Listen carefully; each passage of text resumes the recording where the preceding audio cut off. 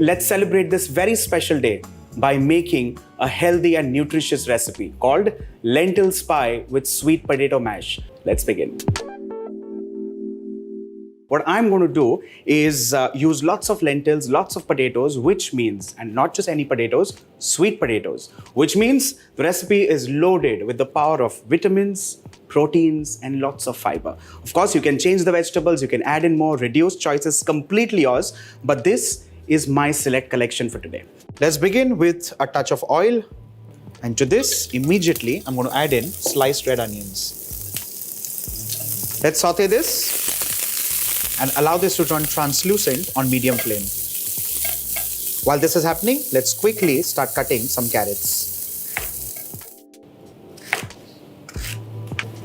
Let's slide in these carrots, and along with these, some French beans. Now, it's extremely important to understand the importance of a healthy diet. Now, you need to use ingredients that are of course healthy, which have lots of fiber, lots of vitamins, lots of proteins. Carbohydrates can be kind of avoided if you're the kinds, but otherwise it's extremely important to use ingredients of your choice, something that's regionally, locally available to add to the fun and merry of making a healthy, nutritious recipe. Now I'm going to blanch the sweet potatoes for the mash that goes right on top. Let's add in water, just enough for the sweet potatoes to cook completely well. Let's cover this and allow this to cook for around 15 minutes and move back to our lentils.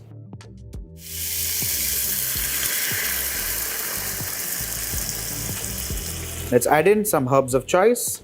In this case, I'm adding in some thyme, and along with this, a touch of salt, some chili flakes, depending on the spice that you can manage and handle. Let's stir this well and allow the vegetables to cook to the doneness that you prefer.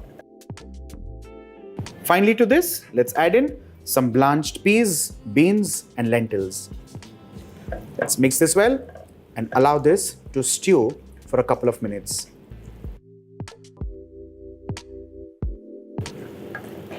Our lentil stew is done and ready. With this, off goes the flame. Let's also quickly check the sweet potatoes. Our sweet potatoes are perfectly cooked. Let's now move on to the mashing. Once the sweet potato is mashed, time to add in a touch of salt, along with this, milk. Let's turn the flame on, mix this and cook this well.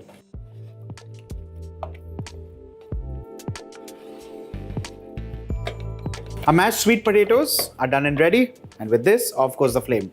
Time to now assemble the lentil stew and top it up with the sweet potato mash. Let's do that.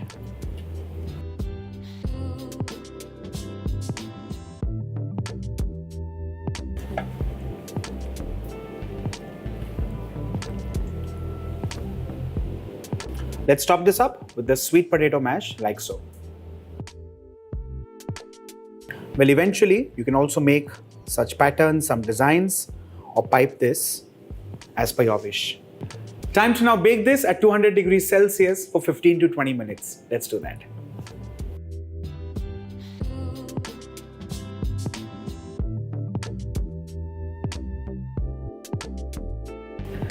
With this, our delicious and nutritious lentil pie with sweet potato mash is done and ready.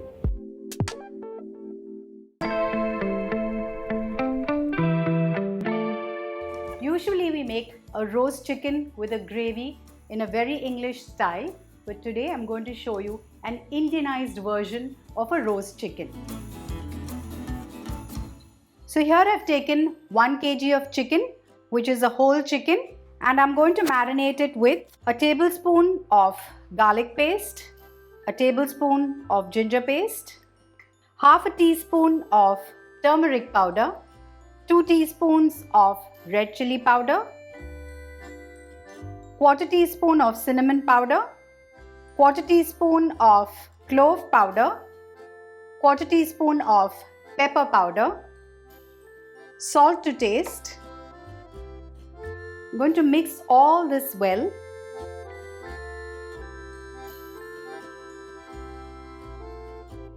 Now let's rub the chicken with this mixture.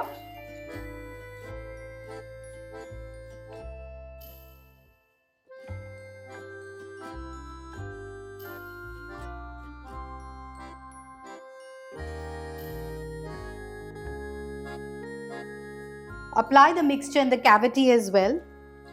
Let's drizzle 2 tablespoons of oil on this.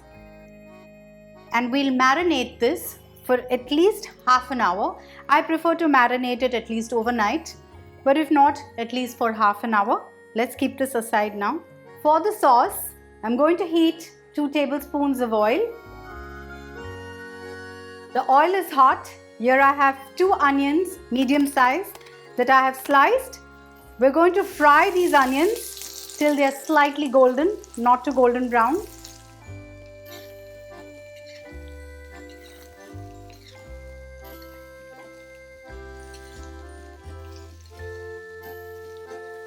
The onions have caramelized the way I want them. I'm going to add a teaspoon of garlic paste, a teaspoon of ginger paste. Saute this for a minute. Now let's add quarter teaspoon of turmeric powder, a teaspoon of red chilli powder. Mix this well, shut the flame, and we'll wait for this to cool, and then we grind this to a nice fine paste.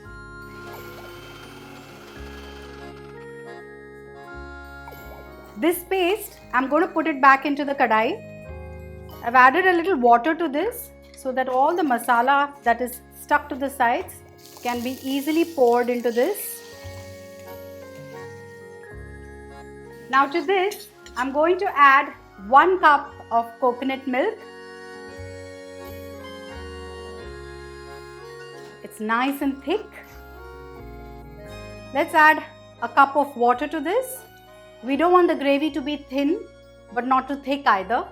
I'm going to add dry red chilies, about 3 of them, which I have just broken into small pieces. 2 or 3 pieces of kokum. Now if you don't have kokum, you can add lemon juice as well. A few curry leaves, a little bit of coriander, a tablespoon, some salt. Stir this mixture well and let it boil once.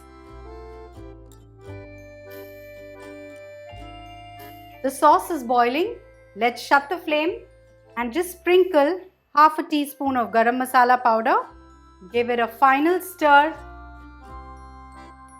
The sauce, I'm going to heat it and serve it on the side. It's time to roast the chicken. You can either roast it in an oven, but I'm going to roast it in a kadhai today.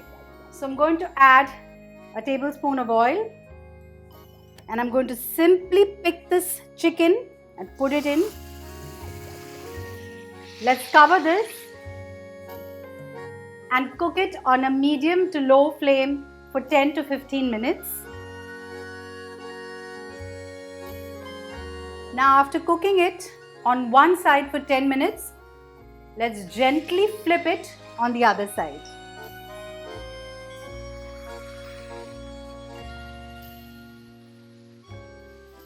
You can see how beautifully the chicken has got roasted in this. Now let's cover this and cook it on the other side for another 10 to 15 minutes. Now while the chicken is getting cooked, here I have a few vegetables that I have steamed, like carrots, French beans, potatoes and green peas. We're going to saute them with a little salt and pepper. Heat a little bit of oil, a teaspoon, sprinkle some pepper, some salt. I'm going to add the carrots. Just toss them. Let's remove these.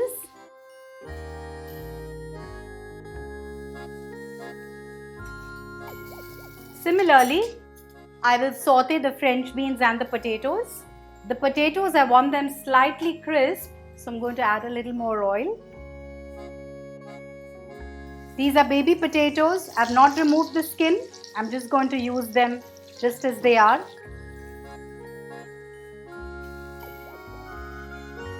I'm going to sprinkle quarter teaspoon of turmeric on this, some lemon juice.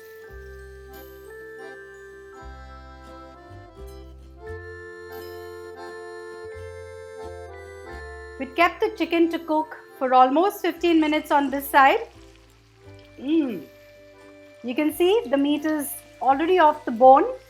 So it's cooked. Let's gently flip this.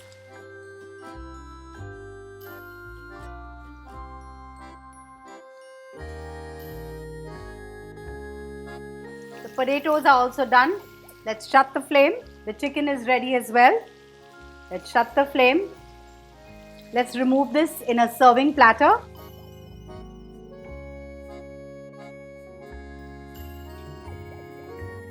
This oil that we have used to roast chicken, I'm going to just drizzle this on the chicken to give it a little glaze.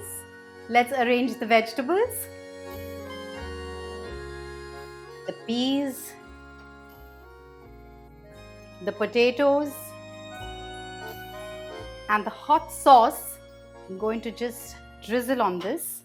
And our Indian style roast chicken is ready to be served. It's a very simple and an easy recipe. Do try this and Merry Christmas.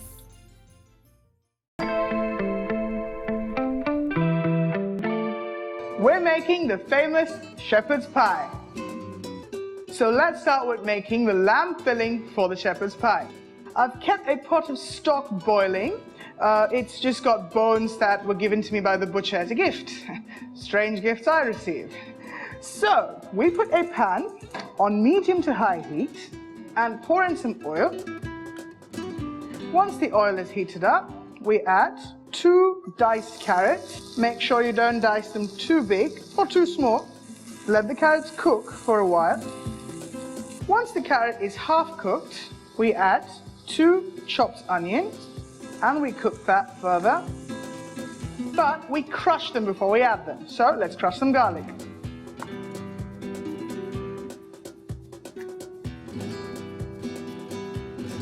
And now we cook this a little further. Now we add 2 stalks of celery, diced. This would be followed by peas. And cook them further. Now it's time to add the main ingredient of a shepherd's pie, the minced lamb. I have with me 1 kilo of minced lamb that I will add to this mixture.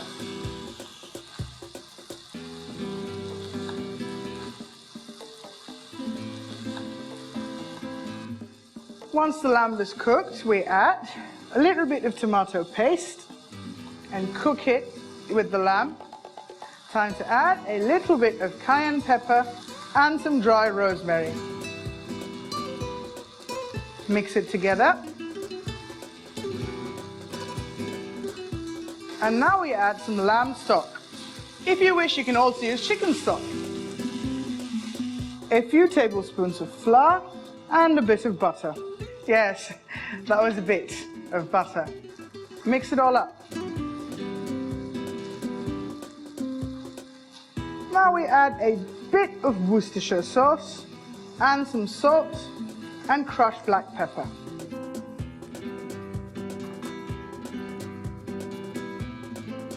And the lamb filling is done. It's time to make the mashed potatoes that will go on top of the lamb filling in the shepherd's pie. For this, I have a pot of cold water to which I'm adding 6 to 8 skinned diced potatoes. And now we boil this cold water so that it eventually cooks the potatoes as it boils. We will cover this with a lid and let it boil away to glory. The potatoes have boiled. And it's time to drain the water. Let's go. Once you've drained all the water out, put the potatoes back in the pot and put it on a low flame. This is just so that the little bit of water that's left in the pot dissolves and we have dry potatoes, which will make an excellent mash. Once the water is dried, we take that off the heat and we mash it with a masher. To this, I'm going to add about 200 milliliters of heavy cream. Mix it all together. When the cream is incorporated, we add in a bit of butter. Again, that is a bit much maybe, but still technically a bit. To this, I will add 2 egg yolks. Mix it together. To make lumpless, smooth mashed potatoes, the best thing to do is pass them through a fine sieve. So that's exactly what we're going to do. Not too much, just a bit of mashed potato to begin with, and rub it through the sieve until it passes through the other side.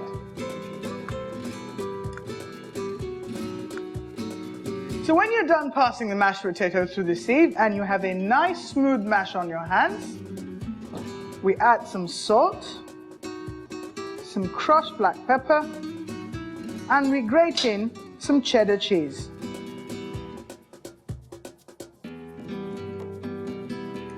And now we mix everything together.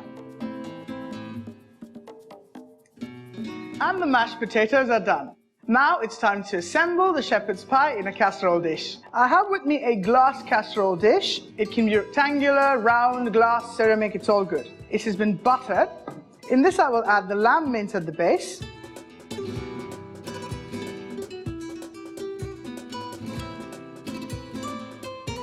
Make it as flat as possible on the top, followed by a layer of mashed potatoes on the top.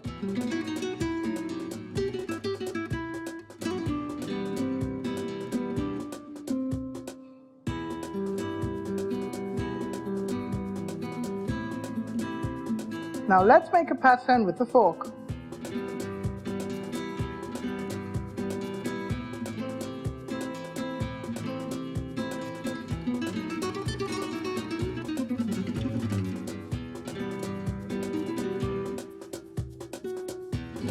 Grate some cheddar cheese on top. And now we place this in a preheated oven at 200 degrees for 20 minutes.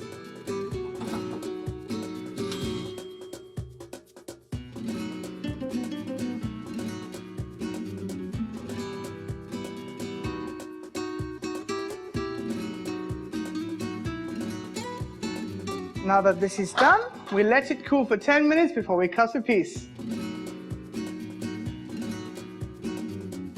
So there you have it, a British and Irish delicacy at your fingertips. Have a good meal, guys. Cheers. I'm showing you spaghetti in spinach sauce. Well, I've been really lucky to have spaghetti in the kitchen. Well, if not, you can make your own pastas. Well, in that case, you can actually use any pasta. You can use a fusilli, you can use a farfalle, you can use penne, so much. You can use a ravioli, so many things, yeah? What's important is to see how to make a very quick and simple spinach sauce, absolutely desi style. Let's begin.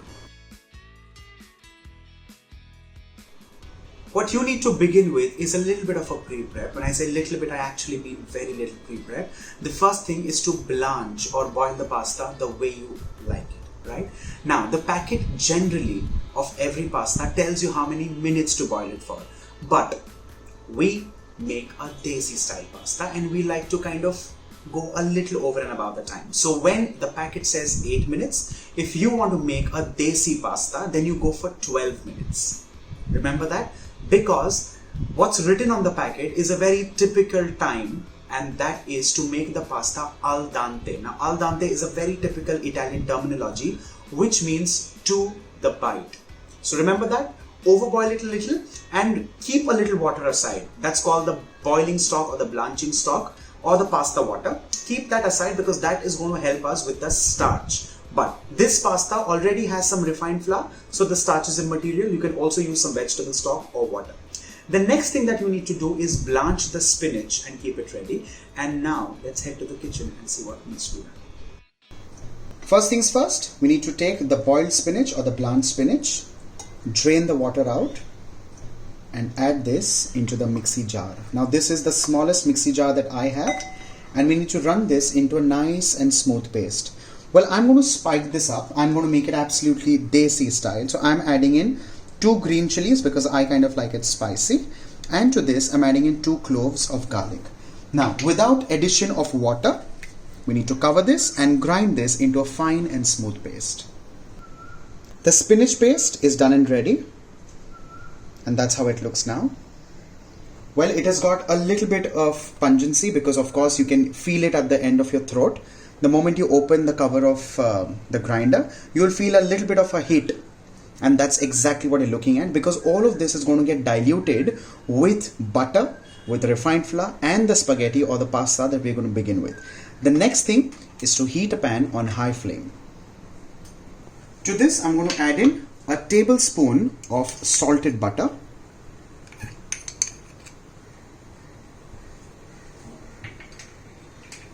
And while this is just about to melt, we're going to add in refined flour or maida. Now this is going to work as a wonderful thickener. Mix all of this together, and as the butter keeps melting, it'll all become nice and liquid, and that's when you'll start seeing that the flour just kind of begins to turn toasty, and that's what you're looking at.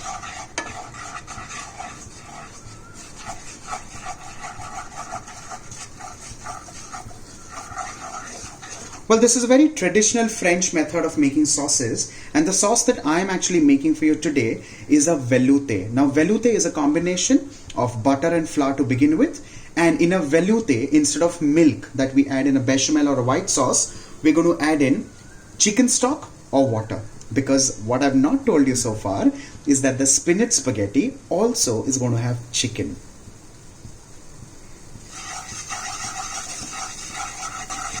Now I have to come a little closer and have a look. The flour has just kind of begun to cook, and that's what you're looking at. The kitchen has a nice nutty aroma. At this stage, we're going to add in either water or stock. Little at a time, not too much. Just add in like 1/4 of a cup. Mix this. You add little water or little stock at a time to ensure that this becomes nice and paste-like and absolutely lump free. And once it hits this stage, you add in more of the water or the stock, whatever you have.